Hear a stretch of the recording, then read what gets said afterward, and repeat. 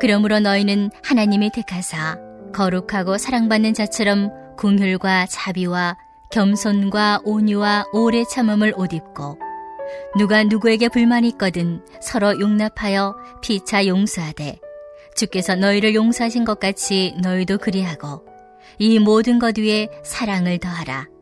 이는 온전하게 매는 띠니라. 그리스도의 평강이 너희 마음을 주장하게 하라. 너희는 평강을 위하여 한 몸으로 부르심을 받았나니 너희는 또한 감사하는 자가 되라. 그리스도의 말씀이 너희 속에 풍성히 거하여 모든 지혜로 피차 가르치며 권면하고 시와 찬송과 신령한 노래를 부르며 감사하는 마음으로 하나님을 찬양하고 또 무엇을 하든지 말에나 일에나 다 주 예수 이름으로 하고 그를 힘입어 하나님 아버지께 감사하라. 아멘.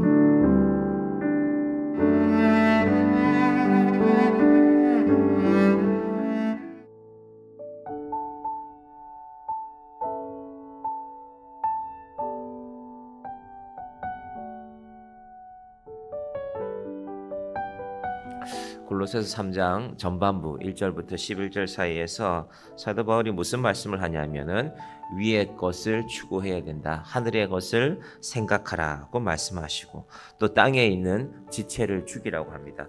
이게 당시에 바울이 살았던 그 시대가 바울은 물론 하나님 믿는 사람이고 예수 믿는 분이었지만 동시에 헬라 그리스의 철학이 이 온 세상에 퍼져 있던 시대였습니다. 시대마다 지식도 유행을 하거든요. 그런데 이 말들이 하늘에 있는 것을 추구하라, 땅에 있는 지체를 죽이라 추상적으로 들립니다. 거룩한 삶이란 이 추상적인 말 속에 있는 것이 아닙니다. 이 불교나 혹은 가톨릭에도 수행의 이 요소들이 아직도 많이 남아 있는데 불교는 지금이 아마 음력으로 정확하게 몇 월 며칠부터 시작한지 모르겠지만 하한거에 들어갑니다. 그래서 하한거에 들어가서 90일 동안 더위를 이제 정진하면서 견뎌내는 것이죠. 그리고 나서 이제 스님들이 보통 휴가를 가시더라고요. 자, 거룩한 삶이란 산속 깊이 들어가서 신비를 구하는 것이 아니라 우리의 신앙입니다. 개혁교회의 신앙은 내가 내 곁에 나의 가족들, 나의 이웃들과 일하고 함께 웃고 함께 울고 삼시세끼 밥을 먹는 것입니다. 진짜 거룩은 깊은 산속에서 일어나는 것이 아니라 우리가 일상 가운데서 예배하고 친구들을 만나고 가족들과 만나면서 아, 저분의 삶 속에 저런 모습이 있구나. 그것이 어느 날 우리 마음속에 보여질 때 이것이 거룩입니다. 그래서 이 거룩을 옷 입는 것으로 표현하고 있습니다. 어떤 옷일까? 12절 봅니다. 그러므로 너희는 하나님이 택하사 거룩하고 사랑받는 자처럼 긍휼과 자비와 겸손과 온유와 오래 참음을 옷 입고. 우리는 집에 옷이 많지만 또 옷이 보이면 관심이 갑니다. 내가 저걸 한번 입어볼까? 겨울에도 옷에 관심이 가고 겨울에는 좀 따뜻해 보이고 예쁜 옷, 여름에는 시원해 보이고 예쁜 옷. 이 옷이라는 종류가 얼마나 많은지 모릅니다. 그런데 사도 바울은 옷을 어떻게 표현하고 있냐면은 이런 옷이다. 예수님이 입으신 옷인데 그 옷은 긍휼의 옷이고 자비의 옷이고 겸손과 온유와 오래 참음의 이런 옷을 너희가 입으라고 말하고 있습니다. 우리 집에 많은 옷들이 있지만 혹시 여러분 집에 긍휼이라는 옷이 있으십니까? 혹은 자비라는 옷이 있습니까? 얼마나 좋겠습니까? 그런 옷이 있으면 내가 그 옷만 딱 입고 나가면 긍휼한 사람으로 살고 내가 그 옷만 딱 입으면 자비로운 사람으로 온 세상 사람들에게 내가 알려지면 얼마나 좋겠습니까? 그 옷은 그렇게 세상에서 사서 입을 수 있는 것이 아닙니다. 예수님을 닮아갈 때 바로 이 긍휼, 자비, 겸손, 온유, 오래 참음이 예수님의 성품 속에 들어있는 것입니다. 여러분, 내가 긍휼해진다고 생각해 보십시다. 긍휼이라는 것은요, 이 헬라 말로는 이 어머니들의 자궁을 말하는 것입니다. 자궁이란 어떤 것입니까? 아이를 품는 것이죠. 여러분, 엄마가 뱃속에 아이를 품을 때 뭘 선택할 수 있습니까? 엄마가 아유, 이게 난 아들을 기다리는데 딸이 들어있네, 딸은 나가라. 그런 자궁이 어디 있습니까? 자궁은 하나님 주신 생명을 다 품어서 세상에 내어놓는 것입니다. 그것이 바로 긍휼이라는 뜻입니다. 그러면 이제 우리가 긍휼이라는 뜻을 알았습니다. 어떤 것일까요? 세상에 사람을, 어떤 사람을, 모든 사람을 마음에 담는 것입니다. 쉽지 않지요. 예수님은 어떻게 하셨습니까? 갈릴리에 가난한 사람들도 담으시고, 제가 인도네시아 가서 제일 마음 아팠던 것은, 하나님, 제가 이 마을에 이제 거기는 골목을 들어가야 돼요. 골목을 한 300~400m 들어가서 안쪽으로 딱 고립되어 있는 마을, 나올 때도 그 길로만 나와야 됩니다. 주변에는 사실은요, 이 부자들이 다 이 울타리를 쳐놨어요. 그 주변에는 아주 좋은 집들이 있습니다. 우리말로 하면 고급 주택들이 있습니다. 근데 그 골목을 들어갔다가 그 골목을 나올 때, 하나님, 제가 여기서 한 3일만 잠자고 이분들과 함께 지낼 수 있을까요? 하루라도 지낼 수 있을까요? 그 마음이 들어서 제가 너무 마음이 아팠습니다. 그 선교사님도 그러시더라고요. 사실은 제가 여기 이분들과 함께 지내라고 하면 저도 마음이 감당이 안 됩니다. 그런데 하루에 그 닭을, 이 700인분의 닭을 튀기면서, 여러분 700인분의 닭을 튀기는 게 이분들이 치킨 장사하는 분들도 아는데 장비도 그렇게 좋은 장비들이 아닙니다. 그런데 그 닭을 튀우고 땀을 뻘뻘 흘리면서, 그래, 내가 이거라도 해야지, 이렇게 해서 그분들 한 끼라도 먹여야지 하는 마음으로, 그것이 자기가 가질 수 있는 최고의 긍휼이라는 것입니다. 겸손하신 분이죠. 예수님께서는 가난한 사람들도 마음에 담으시고, 예수님 종교 지도자들을 무조건 비판하지 않았습니다. 그들도 마음에 품으셨습니다. 돌아오기를 원하셨습니다. 그것이 예수님의 긍휼입니다. 신앙을 잘못 이해하면 나는 무엇도 하고 나는 무엇도 하고, 나는 금식도 하고 나는 철야 기도도 하고, 이것을 신앙의 기준으로 내세우고 싶습니다. 근데 예수님이 언제 내가 철야 기도했다 하고 자랑하신 부분이 어디 있습니까? 예수님이 보여주신 것은 품으라는 것입니다. 긍휼함으로. 이것이 예수님 닮음의 핵심입니다. 긍휼함이 실천되면 그 다음에 이루어지는 것이 용서입니다. 13절에 용서에 대해서 말씀하시는데요. 한번 볼까요? 13절 한번 보십시오. 어떻게 말씀하십니까? 누가 누구에게 불만이 있거든 서로 용납하여 피차 용서하되 주께서 너희를 용서하신 것 같이 너희도 그리하고. 이 용납하다라는 헬라 말은 아네코메노이라는 말인데, 견디다, 고통을 당하다는 것입니다. 여러분, 사람을 만나는 것이 견디는 것입니다. 사람을 만나면 다 좋습니까? 불편하네. 저 사람의 말이 불편하고 때로는 그 사람의 행동이 불편할 때도 있죠. 그런데 한 번 만나면 우리가 선입견이 생기는데, 자주 만나면 뭔가 다른 게 보입니다. 아, 저 사람이 왜 그런 행동을 했는지 좀 알겠구나. 그렇다고 남들한테 함부로 하라는 것이 아니라, 왜 저 사람들이 저렇게 말하는지 내가 조금은 알겠구나. 용납하고 받아들이는 것, 이것이 바로 헬라 말 용납이란 말, 이네 코메노이라는 말입니다. 용서는 그렇게 하는 것입니다. 내가 견디면서 하는 것입니다.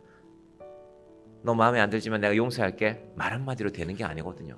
사람의 용서란 말로 되는 것이 아니라 마음에서 되는 것입니다. 자, 그런데 방금 긍휼, 용납, 이 두 가지만 해도 쉽지 않은데, 그리스도로 옷 입는다는 것이 여기서 멈추는 것이 아닙니다. 용서에서, 용납에서 멈추는 것이 아니라 그 위에, 모든 것들 위에 사랑을 더하라고 말씀하고 있습니다. 혹시 내가 누구를 긍휼로 대하고 누구를 용서로 대하고 나서, 내가 너를 긍휼로 대했어, 내가 너를 용서했어, 너 까불지 마, 이러면 그게 용서가 아니라는 겁니다.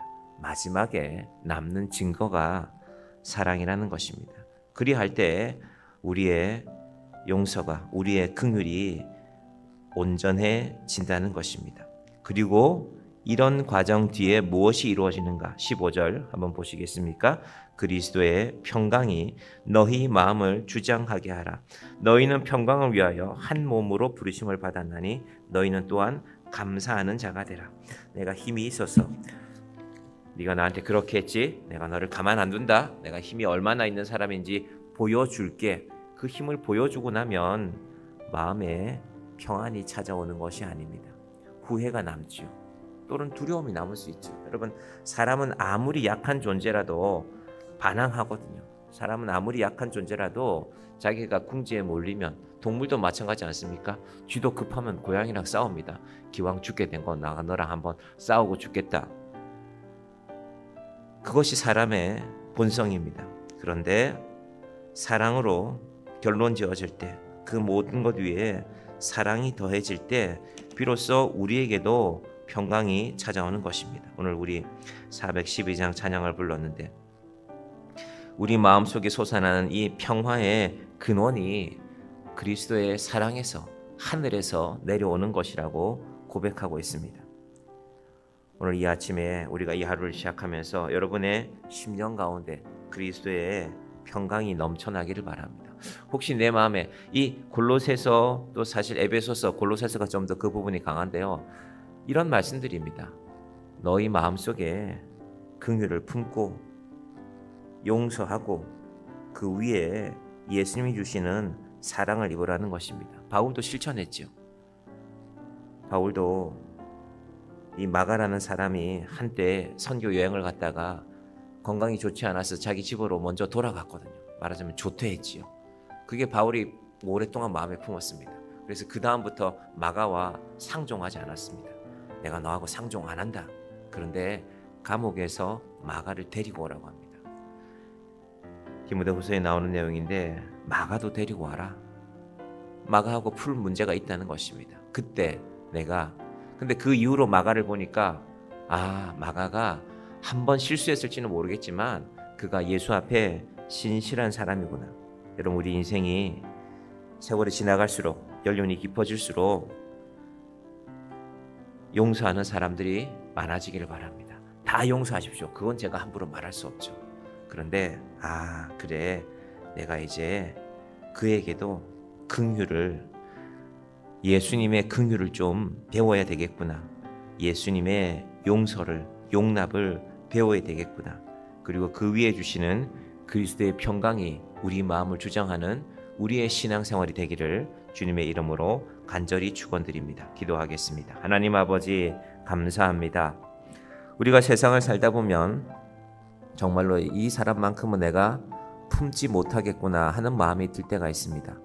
그런데 오늘 말씀은 우리에게 긍휼을 말씀하시면서 긍휼이라는 것이 어머니의 자궁임을 알려줍니다. 어머니의 자궁은 이 자녀는 내 마음에 들기 때문에 내가 품고, 이 자녀는 내 마음에 들지 않기 때문에 내가 품지 않고, 그 모습이 자궁이 아닙니다. 하나님이 주시는 모든 생명을 품어내는 것이, 그래서 이 땅의 모든 사람들이 어머니의 배를 통하여서, 자궁을 통하여서 세상에 태어나게 되었습니다. 하나님 아버지, 우리 마음 가운데는 사람을 가리고 싶은 마음이 있지만 하나님, 우리가 긍휼의 옷을 입고, 하나님, 쉽지 않지만 용납하며, 용납이라는 것은 자기에게 임하는 고통이 있다고 하였습니다. 한 사람 한 사람 품어가는 주의 자녀들 되게 하여 주시옵소서. 그런 우리의 심령 가운데 주의 평안을 허락하여 주시옵소서. 아버지 하나님, 하나님께서 이 아침에 기도하는 성도들마다 날마다 평안의 찬송을 부르며 우리 삶에 여러 가지 상황들은 있습니다. 기도 제목들은 많이 있습니다. 그럼에도 불구하고 하나님이 주시는 평화를 옷 입는 주의 자녀들, 그리스도의 옷을 입는 주의 자녀들 되게 하여 주시옵소서. 무더위 가운데 건강함 주시고, 특별히 여름 성경학교를 함께 떠난 우리 아동부 교사들, 우리 청소년부 귀한 지체들 위해 주의 사랑을 다하여 주시옵소서. 예수님의 이름으로 기도드립니다. 아멘.